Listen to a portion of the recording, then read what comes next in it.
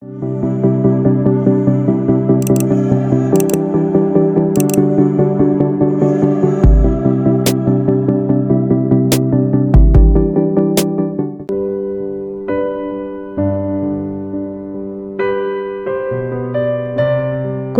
Ratu Negeri Sheba. Ketika Ratu Negeri Sheba mendengar kabar tentang Salomo, maka dengan pasukan pengiring yang sangat besar dan dengan unta-unta yang membawa rempah-rempah, banyak emas dan batu permata yang mahal-mahal, datanglah ia ke Yerusalem hendak menguji Salomo dengan teka-teki. Setelah ia sampai kepada Salomo, dipercakapkannya lah segala yang ada dalam hatinya dengan dia. Dan Salomo menjawab segala pertanyaan ratu itu. Bagi Salomo tidak ada yang tersembunyi yang tidak dapat dijawabnya untuk ratu itu. Ketika Ratu Negeri Sheba melihat hikmat Salomo dan rumah yang telah didirikannya, makanan di mejanya, cara duduk pegawai-pegawainya, cara pelayan-pelayannya melayani dan berpakaian, juru-juru minumannya dan pakaian mereka, dan korban bakaran yang biasa dipersembahkannya di rumah Tuhan, maka tercenganglah ratu itu. Dan ia berkata kepada raja, "Benar juga kabar yang kudengar di negeriku tentang engkau dan tentang hikmatmu. Tetapi aku tidak percaya perkataan-perkataan mereka sampai aku datang dan melihatnya dengan mataku sendiri. Sungguh, setengah dari hikmatmu yang besar itu belum diberitahukan kepadaku. Engkau melebihi kabar yang kudengar. Berbahagialah orang-orangmu dan berbahagialah para pegawaimu ini yang selalu melayani engkau dan menyaksikan hikmatmu. Terpujilah Tuhan Allahmu yang telah berkenan kepadamu sedemikian, hingga ia mendudukkan engkau di atas tahtanya sebagai raja untuk Tuhan Allahmu.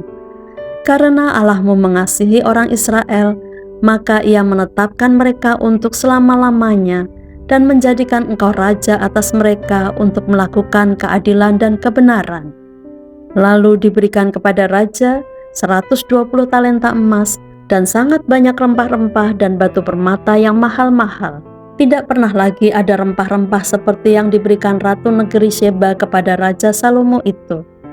Lagi pula hamba-hamba Huram dan hamba-hamba Salomo yang membawa emas dari Ofir, membawa juga kayu cendana dan batu permata yang mahal-mahal. Raja mengerjakan kayu cendana itu menjadi tangga-tangga untuk rumah Tuhan dan istana raja, dan juga menjadi kecapi dan gambus untuk para penyanyi. Hal seperti itu tidak pernah kelihatan sebelumnya di tanah Yehuda. Raja Salomo memberikan kepada Ratu Negeri Sheba segala yang dikehendakinya dan yang dimintanya, melebihi yang dibawa ratu itu untuk raja. Lalu ratu itu berangkat pulang ke negerinya bersama-sama dengan pegawai-pegawainya. Penghasilan Salomo dan kekayaannya. Adapun berat emas yang dibawa kepada Salomo dalam 1 tahun ialah seberat 666 talenta, belum terhitung yang dibawa oleh saudagar-saudagar dan pedagang-pedagang. Juga semua raja Arab dan bupati-bupati di negeri itu membawa emas dan perak kepada Salomo. Raja Salomo membuat 200 perisai besar dari emas tempaan, 600 shikal emas tempaan dipakainya untuk setiap perisai besar. Ia membuat juga 300 perisai kecil dari emas tempaan, 300 shikal emas dipakainya untuk setiap perisai kecil. Lalu raja menaruh semuanya itu di dalam gedung hutan Libanon. Juga raja membuat tahta besar dari gading yang disalutnya dengan emas murni. Tahta itu 6 tingkatnya dan tumpuan kakinya dari emas yang dipautkan pada tahta itu, dan pada kedua sisi tempat duduk ada kelek-kelek. Di samping kelek-kelek itu berdiri 2 singa, sedang 12 singa berdiri di atas ke-6 tingkat itu sebelah menyebelah. Belum pernah diperbuat yang demikian bagi suatu kerajaan. Segala perkakas minuman Raja Salomo dari emas dan segala barang di gedung hutan Libanon itu dari emas murni. Perak tidak dianggap berharga pada zaman Salomo, sebab raja mempunyai kapal-kapal yang berlayar ke Tarsis bersama-sama dengan orang-orang Huram, dan sekali 3 tahun kapal-kapal Tarsis itu datang membawa emas dan perak serta gading, juga kera dan burung merak. Raja Salomo melebihi semua raja di bumi dalam hal kekayaan dan hikmat.